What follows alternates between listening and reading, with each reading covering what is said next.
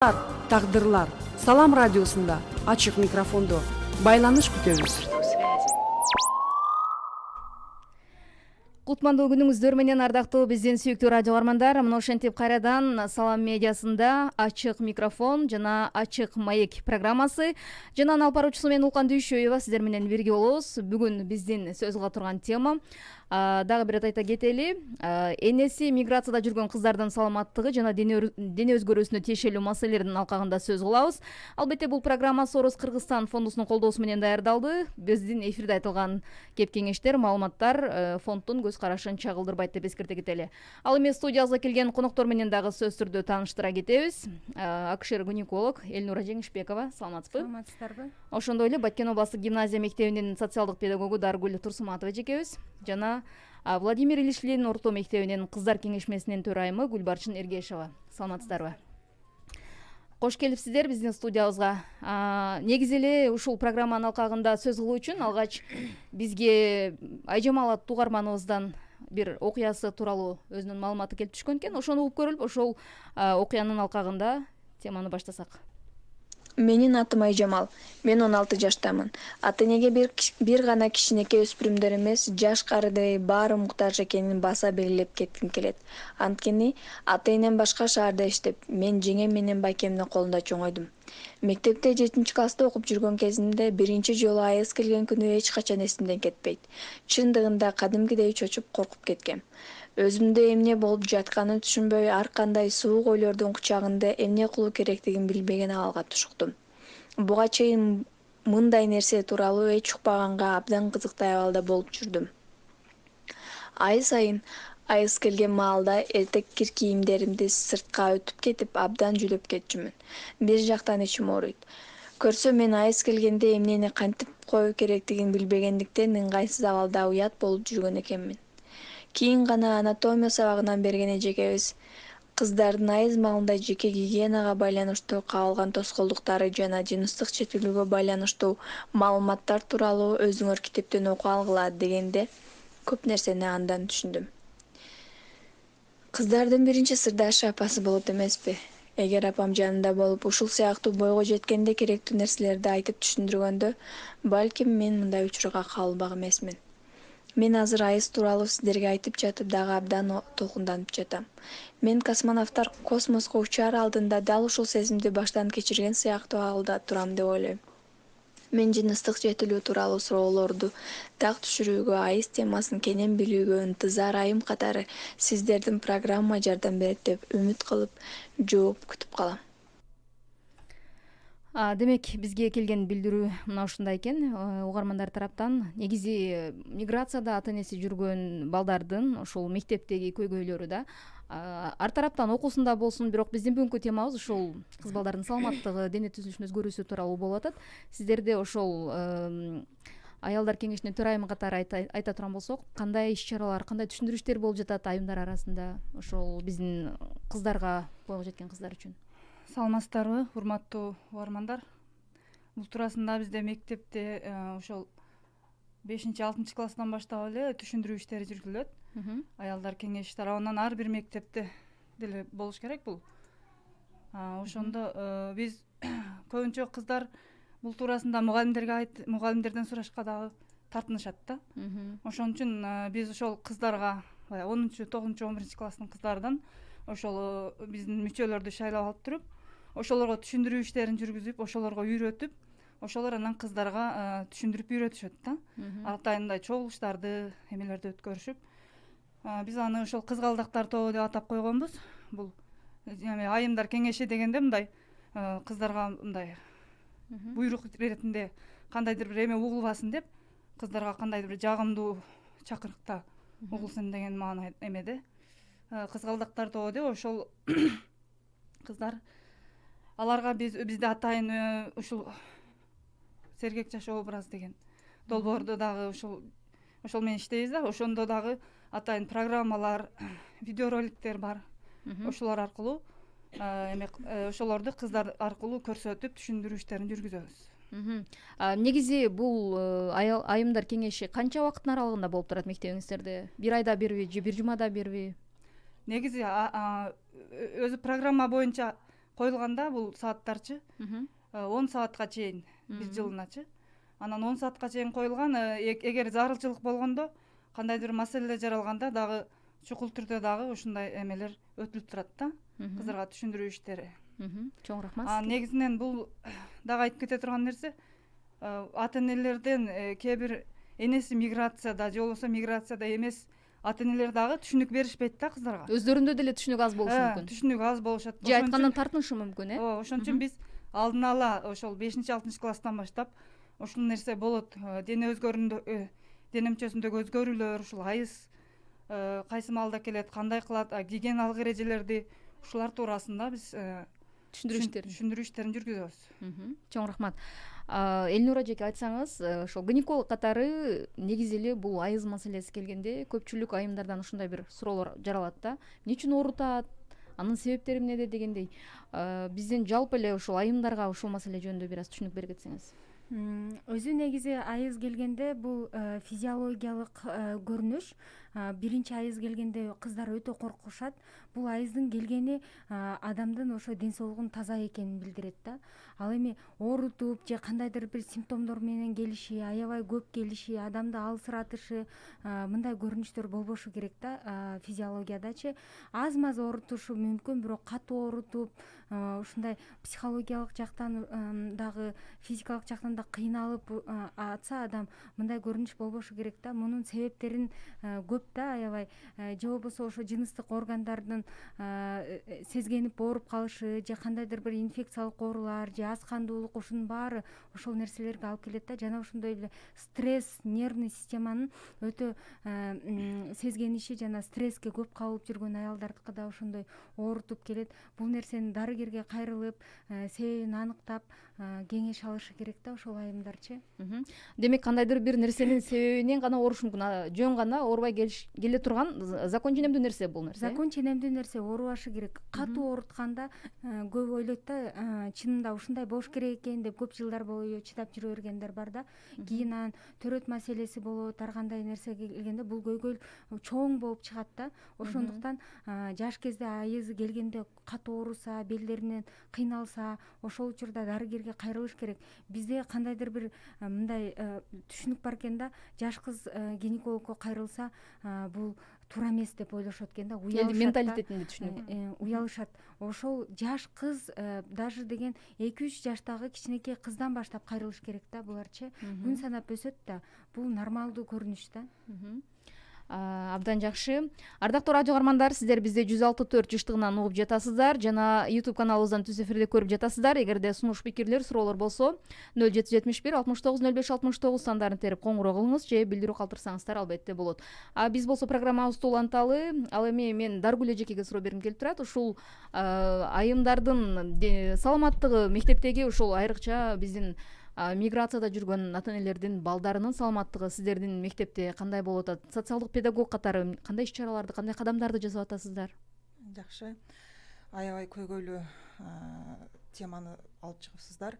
Бизде ошол ата энеси миграцияда жүргөн окуучулардын саны күн сайын өсүп атат.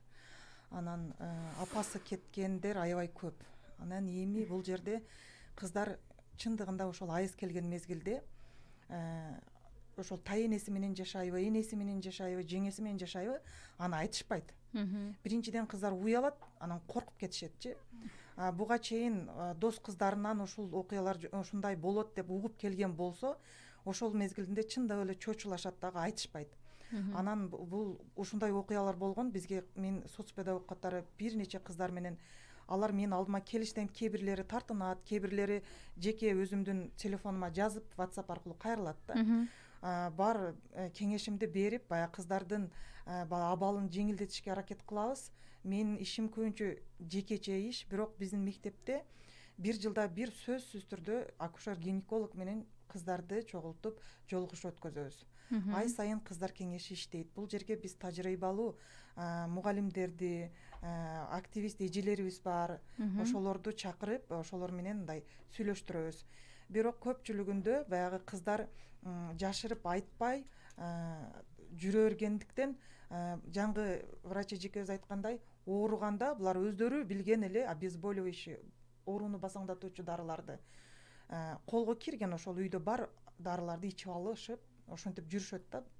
Бул дагы туура эмес. Анан физкультура сабактарына кээ бирлери катышыш керек десе, кээ бирлери катышпаш керек деп, анан ошол мезгилде агайдан жооп суроо дагы бул ыңгайсыздыкты жаратат. Ошол мезгилде кайрылышат соцпедагогко. Анан ошол баягы колдонуучу прокладкалар жөнүндө кеңеш алышат, кеңеш беребиз. Бирок негизгиси баары бир апанын ордун эч ким баса албайт. Апалар ошол кыздарыңыздардын алдында болсоңуздар жакшы болмок эле деген кайрылууну айткым келет. Чоң рахмат. Кайра эле сизге суроо берет окшойбуз. Ушул негизи айыз келген маалда спорт менен машыкса болобу же болбосо биздин эжекебиз айтып өткөндөй, бизде көпчүлүк окуучулар ошону билбегендиктен ар кандай таблеткаларды ичип алышы мүмкүн да, дары дармектерди. Ошонун зыяндуулугу денеге, ден соолукка тийгизген таасири жөнүндө дагы токтолуп кетсеңиз. Бизде көп ушу өспүрүм кыздардын баягы нестероидный, противовоспалительный деп коет, ушу ооруңду басаңдатуучу дарылар бар да, өзлөрү бизде да аптекаларда кеңири сатылып атпайбы, өз алдынча алып ичкендер көп да. Анан ошо өспүрүм куракта бул ашказан ооруларына көп алып келет да. Муну көп ичкенде ошо ашказандын кычкыл заты көп бөлүнүп чыгып, ашказандын өзүнүн баягы стенкасын жумшартып жеп баштайт да. Ошондон ашказан оорулары, баягында гастрит, язвалар көп келип чыгып атат да. Булар оору күч болгондо көп количествода колдонушат да. Ошо дарыгердин кеңеши жок колдонушат. Анан бул айыз келген, бул физиологиялык көрүнүш. Айызы келген адам ден соолугу таза деп эсептелинет. Эгер кандайдыр бир оорулар жок болсо, спорт менен машыкканга бул жакта эч кандай каршылык жок. Спорт менен машыкса кан айлануу жакшы болот. Тескерисинче бул жакшы көрүнүш да. Бирок баягы эле мисалы үчүн нарушенияларын айтып атпайсызбы, ооруп келсе дегенчи, ошол учурда алар спорт менен машыга албайт. Ооруп атса кандай машыгат? Ошол учурда сөзсүз дарыгерге кайрылыш керек да. Анткени бул өспүрүм курактагы проблема кийин репродуктивдик мезгилге келгенде чоң проблемага айланат да. Баягы бойго бүтпөшү же бойго бүткөн күндө дагы ошол бойго бүткөн мезгилдеги кабылдоолор, кыйынчылыктар ушундан келип чыгат да. Дагы бир суроо келген экен бизге. Азыр угарманыбыз бар байланышта, кабыл алып көрөлү. Алло, саламатсызбы? Саламатсызбы угарман? Биз сизди угуп атабыз. Мен суроо берейин дедим эле. Түз эфирдесиз, сурооңузду бериңиз. Менин мечинем келген убакта менин белим абдан ооруйт, ошого эмне кылса болот, ошо жөнүндө маалымат алайын дегем. Азыр эле бул суроого жооп берген болчу. Башка сурооңуз жокпу? Кайрадан кайталап өтөбүз. Анда жаңыдан кошулган болсоңуз. Дагы мечине кээ бирде кечигип келип калат. Эмне үчүн? Кээ бирде 1 ай, 2 ай келбей калат. Рахмат сизге. Бизди тыңдап жана бизге суроо узатканыңыз үчүн. Суроолор түшүнүктүү болду окшойт. Ооба. Бул суроого эми түз эфирден мындай кылыңыз, андай кылыңыз деш кыйын. Бул суроонун бул көйгөйүңүздүн себептери көп болот да. Сизде мисалы үчүн 1 ай кечигип келип, убагында келбей атса, оорутуп келип атса, гормоналдык өзгөрүүлөр, гормоналдык нарушенияларыңыз бар болушу мүмкүн. Жана воспалительный процесси деп коет. Ошо репродуктивдик органдарыңыздын сезгенүү оорулары бар болушу мүмкүн. Буну сиз дарыгерге кайрылып кеңеш алышыңыз керек да. Сизди биринчи көрүшүбүз керек, анализдерди алып көрүп, ошого жараша кеңеш беришибиз керек да. Баардык организм бири-бирине окшошпойт. Ар бир организм өзүнчө болот да. Ошого жараша бул проблеманы чечүүсү дагы ар кимдики ар башка болот да. Демек ал текшерүүдөн кийин гана айтылат, Ооба. Бизге дагы бир суроо келиптир телефонубузга. Саламатсыздарбы? Айыз келгенде негизинен оруш керекпи дейт. Азыр эле айтып өттүк. Алгач келгенде оорубайт болчу, эми ооруп келе баштады дейт. Бул дагы сиздин ден соолугуңузда кандайдыр бир көйгөйлөрдүн бардыгы, Ооба. Ошондой эле дагы бир суроо. Сууга түшкөндө айыз токтоп калабы? Анын ден соолукка тийгизген таасири дейт. Бассейнде, көлмөлөрдө сууга түшсө болобу деген дагы суроо экен. Жок, айыз келип аткан учурда бассейндерге, көлмөлөргө түшүүнүн кереги жок. Анткени ал жакта сиз жалгыз түшпөйсүз, суунун кандай экенин билбейсиз, кандайдыр бир инфекцияны киргизип алышыңыз мүмкүн. Айыз келген учурда андай нерселерге түшпөй эле турган жакшы. Обычный душка түшсөңүз болот, жана ысык баня, мончо пары менен болбойт да. Чоң рахмат. Негизи айыз туурасында келүү боюнча, кечигүүлөрү боюнча бул өзүнүн циклы деп коет, келүү. Ошол боюнча дагы токтолуп кеттиңиз. Бул цикл деген ар айда келүүчү менструалдык цикл деп коет да. Ар ай сайын бир убакытта келет да. Кээ биркилердики 28 күн болот, кээ биркилердики 32 күн болот. Мисалы 28 күндөн ошо 35 күнгө чейин бул нормалдуу деп эсептелинет да. Жана айыз күндөрүнүн 3 күндөн 10 күнгө чейинкиси нормалдуу деп эсептелинет. Эгер 10 күндөн ашып жана өтө көп кан кетүү менен келсе дагы бул туура эмес көрүнүш да. Бул учурда дагы дарыгерге кайрылышы керек. Ан жогоруда айтып кеттик, оорутпай келиши керек, баш айланбоосу керек. Анан кийин бул аял кишилер ар сайын менструациясы келгенде кан кетет. Ошондуктан 6 айына хотя бы кан анализин тапшырып, кандын гемоглобинин көрүп турганы жакшы. Ушул гемоглобиндин аздыгынан дагы көп көйгөйлөр келип чыгып атат да. Чоң рахмат. Кийинки суроо: апасы миграцияда жүргөн кыздар сиздерге кантип кайрылса болот, дарегиңиздерди айтып кетесиздерби дейт. Негизи ар бир мектептин өздөрүнүн ошол айымдар кеңеши бар да, өздөрүнүн мектебине кайрылат же жекече дагы маалымат иретинде өзүңүздөр кабыл алып берип кое аласыздарбы? Даректериңиздер жөнүндө айтып кетишиңиздер керек экен бул суроодо. Мисалы ар бир мектепте ошол кыздар кеңешмесинин төрайымы бар. Анан ошол мен ушул кызга кеңеш берип кетет элем. Ушул ар бир кыз баланын сырдаша турган жеңеси, эжеси болсо жакшы да. Бул бир гана эле ошол айызга байланыштуу темалар эмес. Кээде сени кыжаалат кылган ойлор болуп калат. Өзүңдүн ичиңдеги бушайман сөздөрүңдү айтып, сырдашып алганга сөзсүз түрдө бир эжеси же жеңеси же класс жетекчиси, мектептерде ар бир мектепте соц педагог бар. Сөзсүз түрдө тарбиялык завуч болот. Ошолорго кайрылсаңар эч бир соц педагог силерди укпай койбойт да, сөзсүз угуп керектүү кеңешин берет.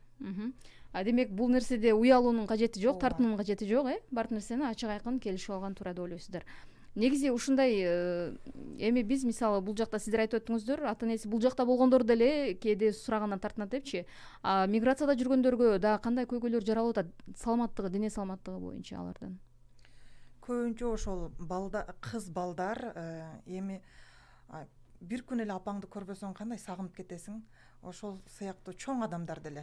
Ал эми өспүрүм курак мектеп окуучусу билбейм алар кантип ушул абалды көтөрүп жүрүшөт да. Ошондуктан сөзсүз түрдө бул апасы бирге болуш керек да, кыздын жанындачы.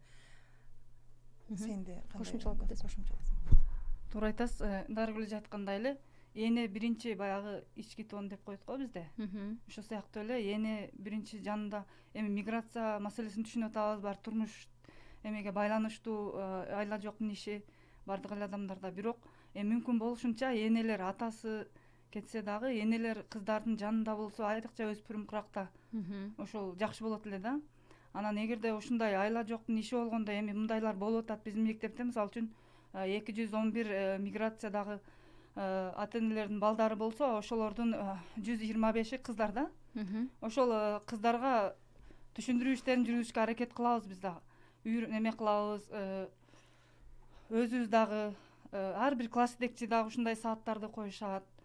Ошондой эле айымдар кеңешинин төрайымы, ошолордун мүчөлөрүн окуучулардан коюп, ошолор аркылуу түшүндүрүү иштерин жүргүзөбүз.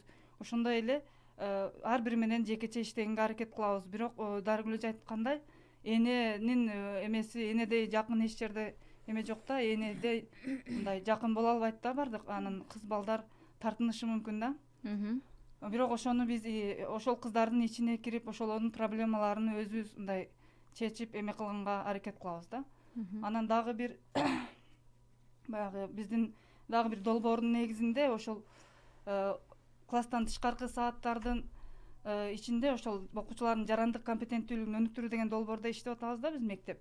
Ошондо ар бир окуучунун көйгөйүн алып чыгуу экен да. Ошол көйгөйүн алып чыгып, ошол өзү эле биз эмес, биз багыт эле берип коебуз. Окуучулар өздөрү чечиш керек экен. Ар бир адамдын өзүнүн жөндөмдүүлүгүн. Ошондо бала ачылып, өзүндөгү көйгөйлөрдү бизге айтпаса дагы, баягы өзүнүн жолдошторуна, досторуна айтышып, ошону чогуу чечкенге аракет кылышат экен да. Ушул долбоор менен биз 2 жылдан бери иштеп атабыз. Ошонун кичине жыйынтыктары жакшы көрүнүп атат да. Ошондо балдардын өзүнүн ошол кыздардын өзүнүн тең туштары менен өзүнүн проблемаларын кеңири талкуулаганга чечкенге. Абдан жакшы долбоорлор менен иштеп атыпсыздар. Бул негизи баягы пандемияга чейинки иш аракеттер болуп болуш керек. Азыркы тапта кандай байланыш болуп атат мектеп окуучулары менен? Азыркы учурда бизде кадимкидей эле горячая линия деп койгон соцпедагогдорду, шаардык соцпедагог тарбиялык завучтарды Баткен билим берүү бөлүмүнүн жетекчибиз бар. Кутуз агай башында турган команда иштейт. Биздин телефондорубуз дайыма иштеп турат. Ар бир мектепте баягы жекече кайрылууларга жекече сүйлөшөбүз. Анан өзүнчө чакан видео сабактарды тартып онлайн ата-энелердин группасына, окуучулардын группасына таштап турабыз. Ошол азыр жакшы сабактар бар да. Мисалы, биз бетме бет көрүп айта албаганды ошол сабактарды жөнөткөнүбүздө балдар ошонун көрүшүп атат. Өздөрүн пайдаланып, пайдаланышып атат. Негизинен анан жеке чалышат же WhatsApp'тан жазышат. Керектүү суроолоруна ошого жооп беребиз. Номериңиздерди айта кетесиздерби? Менин телефонум 0779 51 96 81. Чоң рахмат. Бизде бул жерге дагы бир билдирүү келген экен. Окуй кетели. Саламатсыздарбы? Өзгөчө ата-энеси шаарда жүргөн бойго жеткен кыз балдардын ортосунда ар кандай көрүнүштөр болот дейт. Переходный возрастта өзгөчө бойдон алдыруу деген учурлар да көп кездешет. Буга ким жооп берет деген суроо экен. Эгер ушундай кырдаалдар болуп калса мектепте кандай чаралар көрүлөт? Азыркы тапта жакшыбы бардыгы? Мисалы, тарбия жактан, ден соолук жактан биздин балдарыбызда кандай көйгөй бар? Ошол бойдон алдыруу боюнча азырынча жакшы, мындай болбой эле койсун эч кимде. Ушул бойдо ушулардын кесепеттерини, ошол бойдо алдыргандан кийин балалуу болбой калат. Ушундай эмелерди биз дагы ушул медициналык кызматкерлер менен жолугушуулар аркылуу же өзүбүздүн ушундай мугалимдер аркылуу дагы эме кылабыз, окуучуларга түшүндүрөбүз. Ошонун кесепеттери кандай мисалдар менен кандай эмелерди келтирип ден соолукка зыян болот, келечек тагдырына ушундай сыяктуу эмелерди түшүндүрүү иштерин жүргүзөбүз. Демек сиздердин мектепте мындай фактылар пока азырынча каттала элек? Жок, эми болбой эле койсун, бирок мунун кесепеттерин алдын алып окуучуларга түшүндүрүү эме кылабыз да.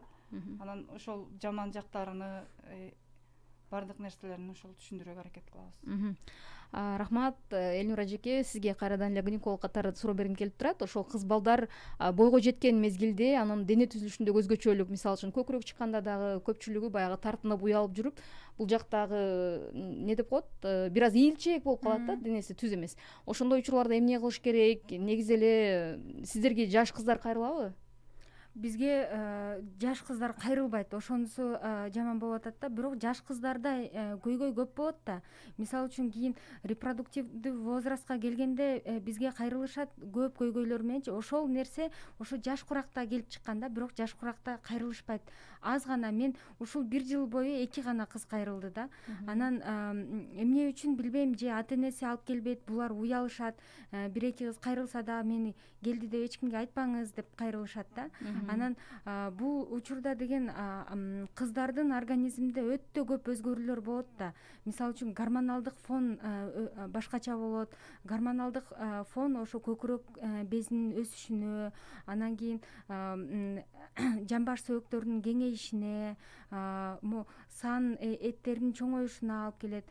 Жана ошондой эле бул сырткы көрүнүшү болот да. Ички көрүнүшүндө кан тамырлардын ичкерип кайра кеңейишине, жана нерв системасына, ушулардын баардыгына өзгөрүүлөрүнө алып келет да. Бул гормоналдык фончу. Жаңы ушу гормон, аял кишинин гормондорунун көбөйгөн учур, бул кыз киши үчүн өтө кыйын учур болот да. Анан ошо көкүрөк бези чоңоюп баштаганда кээде анча мынча оорутушу мүмкүн. Жана мындай сырткы классташтарынан, агасынан же атасынан уялган учурда бүкүрөйүп басышат. Бүкүрөйүп басканда баягы омуртка, булар өсүп аткан организм да, булар толук жетиле элек организм. Булардын сөөктөрү ийилчек болот. Ошо омурткасы кыйшайган боюнча өсүп калат. Омуртка кыйшайганда анын ичинде өпкө бар. Өпкө дем алганда толук ачылып, кеңейип, кайра абаны киргизип, абаны чыгарыш керек. Эгер омурткасы кыйшайып калган болсо, анын өпкөсү толук жазылып, кеңейе албайт. Дем алуусу начарлайт. Дем алуу начарлаганда, мисалы, кычкылтек ар бир тырмакка чейин, мээнин ар бир клеткасына чейин барыш керек. Бул өпкө жакшы жазылып дем ала албаса, ал кычкылтек барбайт. Анын баардык органдары эрте картая баштайт да. Мисалы үчүн сабакты өздөштүрүүсү начарлайт, өзүнүн эстетикалык жактан дагы көрүнүшү начарлайт да бул кыздыкычы. Анан кийин денеси катыганда омурткасы ошол боюнча бүтүп калат. Бул уже баягы майыптыкка даже алып келет да. Ошол нерселерди туура түшүндүрүш керек. Анан мага жаш кыздар кайрылган учур болбойт да ушул суроолор боюнчачы. Негизи биздин каармандарыбыз, конокторубуз айткандай эле мындай учурлар болбой эле койсун. Эгерде ошол мектеп окуучусу деп коелу, ата энесинин сөзүн укпаган, ошондой бир кырдаалдар болуп калат го чоңойгон маалда, баягындай. Ошондой моменттерде эгерде кош бойлуулук болуп калган болсо, эч ким айтпастан ар кандай дары дармектерди ичирип түшүрүп салгандар бар, же болбосо бойдон алдыргандар бар. Анын кесепети жөнүндө дагы токтолуп кетсеңиз. Бул өспүрүм кезде кош бойлуулук өзү эле кооптуу да. Өспүрүм кыз ал толук жетиле элек да, организми өзү өсүп аткан болот да. Мисалы үчүн жамбаш сөөктөрү, баланы өстүрүш үчүн жамбаш сөөктөрү толук калыптанган болуш керек, жатыны толук калыптанган болуш керек. Ал өзү эми өсүп атса, дагы ичинде түйүлдүк пайда болуп калса, бул организм мындай көп кооптуу болуп калат да. Баягы ичте пайда болгон түйүлдүк дагы өсүп аткан организмден дагы баягы микроэлементтерди, витаминдерди алып баштайт. Кыз өзү өсүп атса, өзүнө дагы жетпейт. Ошонун артынан баягы эргежелдик, анан кийин баягы узкий таз деп коет, жамбаш сөөктөрдүн өспөй калышы, жатындын өспөй калышы ушуларга алып келип атат да. Анан коркуп, эч кимге айтпай, бойдон алдырып коюп, кан көп кетип, ошонун кесепетинен бизде гипофиз деген орган бар, эме мээдечи. Мээде ошол гормондордун баарын өз жайына келтирип туручу орган да. Кан көп кеткенде ошол органдагы клеткалары өлүп калат да, ал иштен чыгып калат да. Кийин гормоналдык эме бузулууларга алып келип, ушундай көп көйгөйлөр жаралып атат да. Анан мисалы Кудай сактасын, бирок биз дагы түшүндүрүү иштерин жүргүзөбүз. Өспүрүм учурда бойго бүтүү өтө кооптуу депчи. Бирок бойго бүткөндөн кийин алдырып салуу андан да кооптуу болуп атпайбы? Ошол учурда бойго бүтүп калган болсо, коркуп, ал кызды коркутуп, сен андайсың, мындайсың деп бурушпастан психологиялык жактан жардам көргөзүп, биз аны колдошубуз керек да. Алдырып салуу андан да кооптуу болуп атпайбы? Ошондуктан биз анын тамактануусун жакшыртып, медициналык жактан, психологиялык жактан жардам көрсөтүшүбүз керек да андай кыздаргачы. Эгер биз алдына ала албадык, алдына ала албагандан андан кийинки көрүнүштү урушуш уже кеч да. Демек ага чейин алдын алышыбыз керек, Бизде угарманыбыз тараптан дагы бир суроо келиптир. Кеңеш сураганга дагы бир жолу WhatsApp номериңиздерди кайталап коюңуздарчы. Салам дейт конокторго. Суроо берейин дедим эле. Мен 35 жаштамын, анча-мынча көкүрөгүм бир аз сайышып ооруйт. Анда эмне кылышым керек дейт. Мында дагы сизерге кайрылыш керек болуш керек, Ооба, кайрылыш керек. Көкүрөк сайышып оорушса дагы анын себептери көп деп атпаймынбы? Бул бир симптом деле. Бул дары менен дарылаңыз деп айтып кое албайбыз да. Аны көрүш керек. Текшерүүдөн өтүшүңүз керек. Сиздердин өзүңүздөрдүн жеке пикириңиздерде мына ушундай коркунучтуу оорулар коштолбошу үчүн, коркунучтуу катаал тагдырлар болбош үчүн биз дагы да кандай иш чараларды кылышыбыз керек окуучулар менен? Азыр го эми түшүнсөк болот, кырдаал ушундай. Буйруса баардыгы өз калыбына түшкөндө сиздердин жеке оюңуздар боюнча. Ушул өспүрүм кыздарга кайрылып кетет элем. Бизде азыр эми заман ушул интернет заман болуп калды. Баары эле өзүнө керектүү сурооду ошол интернеттен издешет да.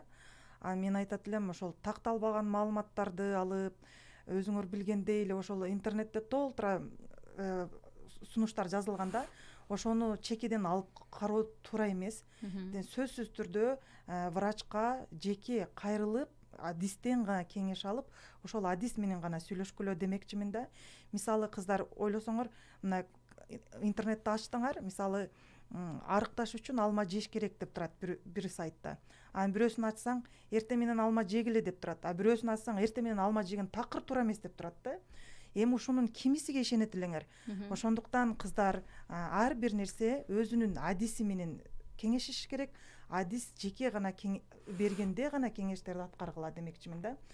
Интернеттеги бардык нерселерди аткара бербегиле. Ошол анан кошумчаңыз алып. Мен айта кетет элем, ошол мүмкүн болушунча энелер ошо өспүрүм куракта кыздарга ушул дене саламаттыгы боюнча туура түшүндүрүү иштерин жүргүзүп, жакшы түшүнүк берип алдын ала кыздарга. Анан ошол мүмкүн болушунча ошо өспүрүм куракта кыздардын жанында болгону жакшы эле да. А эгер ушундай зарылчылык болуп калганда, ошол таштаган, мисалы үчүн тайенеси болобу, жеңеси болобу, ошолор деле ошол жакшы жакындан өздөрү билип эле жардам бергени жакшы да. Анан албетте биз мектепте дагы ушундай иштерин жүргүзөбүз, бирок өзүнүн энесин менен ички сырдаш энеси менен ошол эме кылганы дагы жакшы да. Чоң рахмат. Негизи азыркы биздин сүйлөшүп аткан темабыз бул көбүнчөсү кыз балдарга басым жасалды да, алардын дене түзүлүшүндөгү өзгөчөлүктөр боюнча. Эркек балдар деле бойго жеткенде физикалык жактан өзгөрөт да, аларга деле токтоло кетпейлиби? Мисалы, кыздарга атайын кеңешме бар экен, балдарга дагы ошондой түшүндүрүү иштери болобу? Албетте болот. Бизде ошол балдардын дагы ошол кеңеши бар да мектепте. Ошол жанагы эле биз эме кылган иштеген долбоор сергек жашоо образы деген. Ошондо деле биз ушул 2 жылдан бери ошол долбоор менен дагы иштеп атабыз. Ар бир балдарга ушундай видеороликтер тартылган. Өздөрү көргөндө эле түшүнүп алат. Жакшы эме кылыпчы. Ар бир жеткиликтүү. Ошону эле биз ошол балдар кеңешинин эмелерине мүчөлөрүнө эле окуучуларга ушул түшүндүрүп, жакшылап түшүндүрөбүз дагы. Алар бизден мисалы үчүн агай же мугалимдерден, аял кишилерден уялат да балдар. Ошолор окуучулардан өздөрү маалымат алып үйрөнүшөт да. Анан кийин биз тест түрүндө, башка түрүндө ошолордон жыйынтыктарды алабыз. Эме ошол сабактар өтүлгөндөн кийин. Ушундай эмелер сабактар өтүлүп кетет. Анан ошол Демек, балдар үчүн атайын агайлардын кеңешмеси бар экен да, балдар кеңешмеси бул окуучулардан. Окуучулардын өздөрүнөн турган топ. Топ болот, ошолордун мүчөлөрү бар. Ошол ар бир класстар менен иштешет да. Ар бир класста өзүнүн бир балдар кеңеши бар.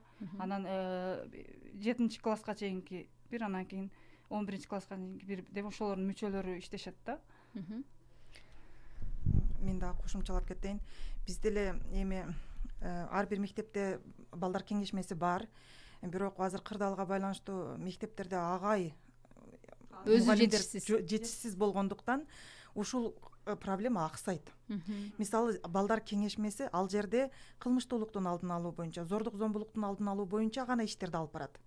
Алдын алуучу. Анан ошол эркек баланын өспүрүм курактагы жыныс мүчөлөрүндөгү өзгөрүүлөр боюнча эч кандай адис жок. Биз эми кече жакынга чейин эле эркектер оорубайт, эркектерде жыныс мүчөлөрүнө байланыштуу оору жок деп келгенбиз да. Бирок ошол бар экенин, кыз балдарга параллельно эле кыз балдар менен бирге эркек балдарды дагы ушул өспүрүм курактагы өзгөрүүлөр боюнча жакшы сабактарга азыркы мезгилде бардык, менин оюмча, бардык мектептер, бардык эркек балдар муктаж. Бул аябай чоң проблема. Бул жөнүндө дагы жакшы бир сүйлөшсө болот да. Келиңиз, анда Элнура эжеке, сиз ошого да токтолуп кеттиңиз. Азыр эле кыз балдардын негизи медицинада кыз балдар менен эркек балдардын баягы балагатка жетүүсү канча жаштан калыптанат жана анда балдардагы дене өзгөрүүлөрү жөнүндө дагы токтолуп кетсеңиз. Ооба, кыз балдар сыяктуу эле эркек балдардагы дене өзгөрүүлөрү пайда боло баштайт. Кыз балдар көбүнчө 9 жаштан, эркек балдар 12 жаштан да. Эркек балдар кичине кечирээк башталат да, баягы өспүрүм курагычы. Анан бул учурда алар дагы көп кыйынчылыктарга кабышат. Булардын денесинде дагы гормоналдык өзгөрүүлөр пайда болот. Үнүнүн өзгөрүшү, жыныстык мүчөлөрүнүн өзгөрүшү буларга деле коркунуч жаратат. Анан бизде мисалы үчүн психология мындай калыптанып калганда, эркек балдар көп сырын ачып айта алышпайт. Керек болсо үйүндөгү атасына дагы айта алышпайт да. Анан эркек балдардагы жыныстык оорулар мындай бессимптомно деп коет. Баягындай симптому жок өтөт да көбүнчөчү. Анан көп